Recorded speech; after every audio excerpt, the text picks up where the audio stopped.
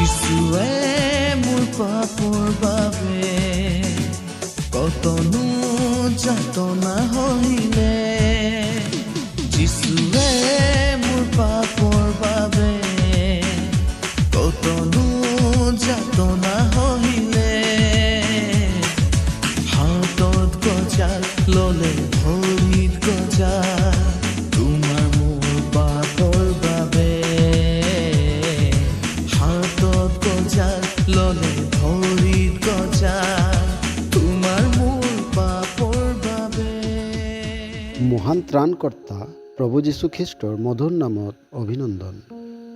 পবিত্ৰ বাইবেলৰ জোহনে লিখা শুভবাৰ্তা 16 অধ্যায় 27 পদত প্ৰভু যীশুৱে এইদৰে কয়, কাৰণ তোমালোকে মোক প্ৰীতি কৰিলা আৰু মই যে পিতৃৰ পৰা আহিলোঁ ইয়াকে তোমালোকে বিশ্বাস কৰিলা।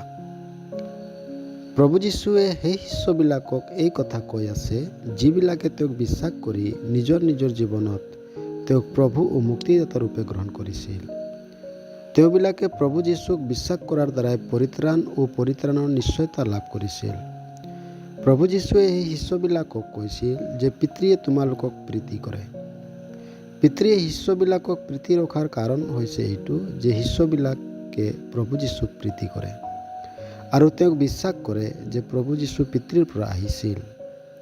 এই কাৰণে তেওঁবিলাকে ঈশ্বৰৰ লগত এক ঘনিষ্ঠ সম্বন্ধৰ ভিতৰত আহি পৰে আৰু তেওঁবিলাকে এতিয়া ঈশ্বৰৰ সন্তান বুলি আখ্যাত।